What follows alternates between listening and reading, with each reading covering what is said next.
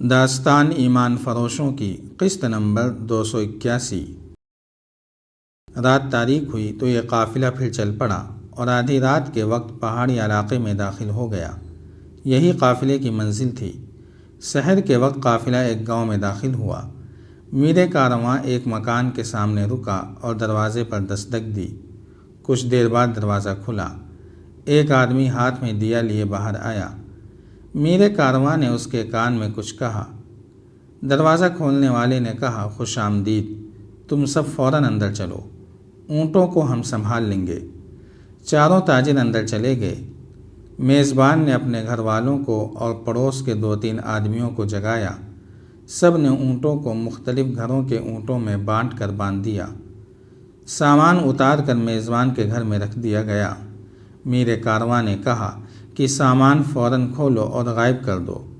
سب نے سامان کھولا تو اس میں اناج کے بجائے تیروں کا ذخیرہ تھا، کمانیں، تلواریں اور خنجر تھے، اور 3-4 بوریوں میں آتش گیر مادے سے بھری ہوئی ہانڈیاں تھیں۔ یہ سامان غائب کر دیا گیا۔ کیا میں اپنے آپ میں آ جاؤں؟ میر کارواں نے پوچھا۔ تنگ آ گیا ہوں۔ کوئی خطرہ نہیں، میزبان نے کہا، سب لوگ اپنے ہیں۔ میر کارواں نے لمبی داڑھی اتار دی اور آنکھ سے سبز کپڑا بھی اتار دیا۔ یہ داڑھی نقلی تھی۔ اس کی اصلی داڑھی چھوٹی تھی اور سلیقے سے تراشی ہوئی۔ سامان ادھر ادھر چھپا کر جب آدمی مہمانوں کے پاس آئے تو ایک آدمی میر کارواں کو دیکھ کر ٹھٹک گیا۔ میر کارواں مسکرایا اور پوچھا، پہچانا نہیں تھا مجھے؟ اوہ میرے دوست علی بن سفیان، اس آدمی نے کہا، خدا کی قسم میں نے نہیں پہچانا تھا۔ اس نے آہ بھر کر کہا، ہماری خوش نصیبی ہے کہ آپ خود آ گئے ہیں، یہاں کے حالات ٹھیک نہیں۔ مجھے اطلاع مل گئی تھی کہ سوڈان کے قید خانے کے ایک سپاہی نے سوڈانی فوج کے 2 کمانداروں کو قتل کر دیا ہے، علی بن سفیان نے کہا، اور مجھے یہ بھی پتہ چلا ہے کہ سوڈانی ہمارے جنگی قیدیوں کو ہمارے خلاف استعمال کرنے کی کوشش کر رہے ہیں۔ لمبی داڑھی اور آنکھ پر سبز پٹی اور تاجروں کے چغے کے روپ میں سلطان صلاح الدین ایوبی کا ماہر جاسوس اور سراغ رساں علی بن سفیان تھا، جو یہاں کے حالات کا جائزہ لینے آیا تھا۔ اسے جاسوسوں نے قاہرہ جا کر جو خبریں دی تھیں وہ ان کی روشنی میں باتیں کر رہا تھا، اور وہ جس گھر میں بیٹھا تھا وہ اس کے بھیجے ہوئے جاسوسوں کا مرکز تھا۔ اس کا میزبان سوڈانی باشندہ تھا۔ یہ سب لوگ سلطان ایوبی کے پرستار تھے۔ ان لوگوں نے علی بن سفیان کو ایک نئی بات بتائی۔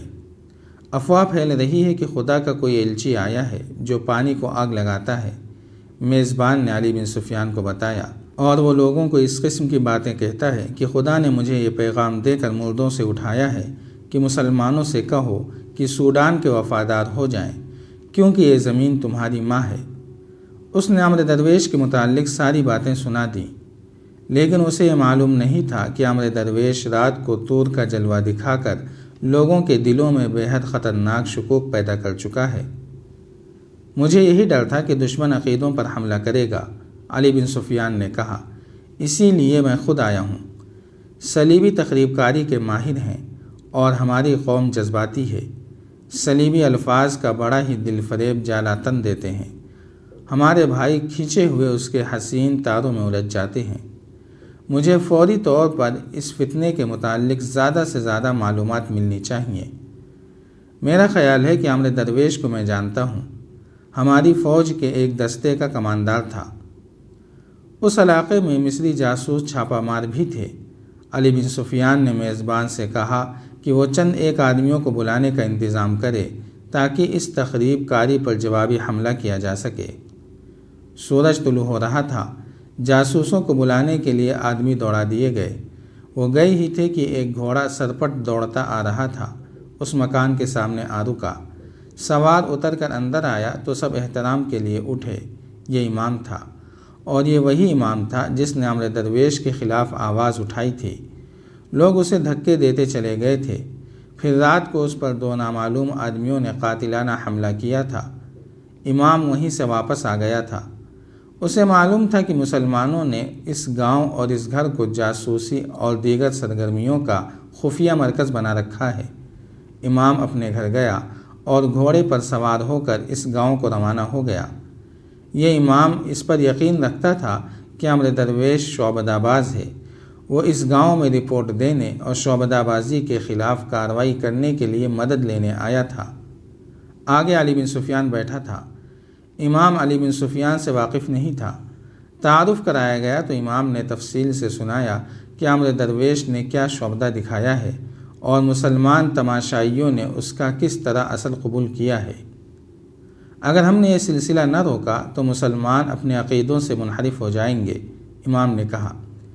یہ شخص جو اپنا نام امر درویش بتاتا ہے، آج رات اگلے گاؤں کو جا رہا ہے اور یہی شعبدہ دکھائے گا۔ انہوں نے تھوڑی دیر اس مسئلے پر غور کیا۔ ایک طریقہ یہ سوچا گیا کہ امر درویش کو قتل کر دیا جائے۔ علی بن سفیان نے اتفاق نہ کیا۔ اس نے اس قسم کا اظہار کیا کہ اسے یقین ہے کہ امر درویش کو قتل کیے بغیر راہ راست پر لایا جا سکے گا اور اسی کی زبان سے کہلوا لیا جائے گا کہ اس نے جو معجزے دکھائے ہیں وہ شعبدہ بازی تھی۔ قتل کے خلاف دلائل دیتے ہوئے اس نے کہا کہ اس طرح لوگ اسے اور زیادہ برحق ماننے لگیں گے۔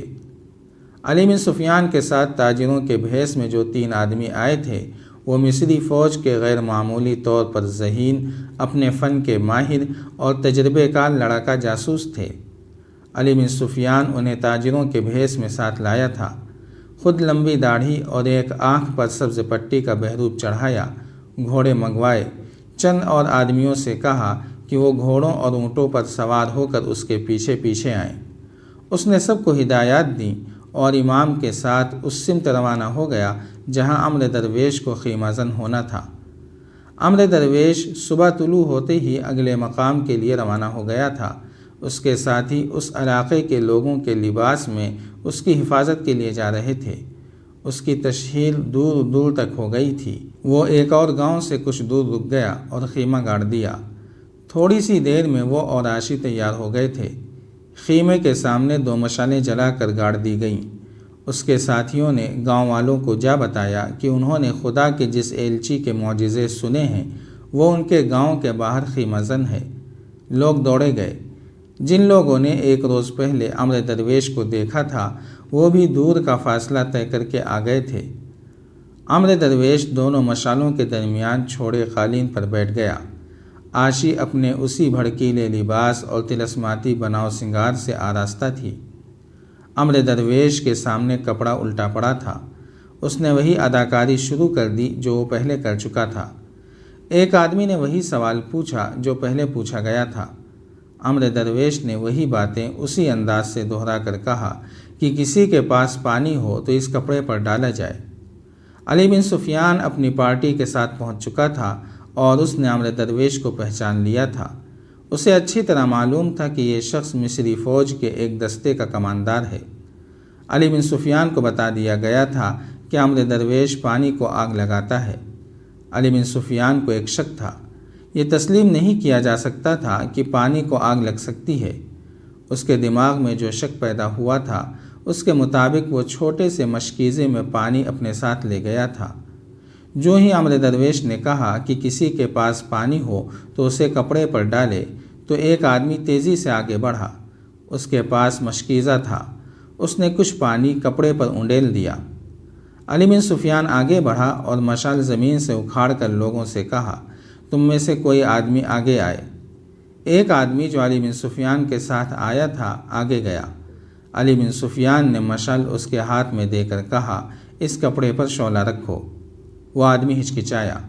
علی بن سفیان نے لوگوں سے کہا، تم میں سے کوئی بھی آدمی اس پانی کو آگ لگا سکتا ہے۔ اس آدمی نے مشال کا شعلہ کپڑے کے قریب کیا تو کپڑے سے شعلہ بھڑک کر اٹھا۔ ایک آدمی جو امر درویش کا ساتھی تھا بولا، تم کوئی شعبدے باز ہو، پیچھے ہٹو ورنہ تم پر خدا کی اس برگزیدہ شخصیت کا قہر نازل ہوگا۔ امر درویش خاموشی سے اور حیرت سے علی بن سفیان کو دیکھ رہا تھا۔ علی بن سفیان نے اپنا کمر بند کھول کر امر درویش کے آگے رکھ دیا اور اس پر پانی اونڈیل کر کہا، اگر تم خدا کے ایلچی ہو تو اس کپڑے کو آگ لگاؤ۔ اس نے مشال امر درویش کے آگے کر دی مگر امر درویش اس کی منہ کی طرف دیکھتا رہا۔ جاری ہے۔ اگر آپ کو یہ قسط وار سلسلہ پسند آ رہا ہے تو لائک، شیئر اور کمنٹ کے ذریعے ہماری حوصلہ افزائی کریں۔ جزاک اللہ خیرا۔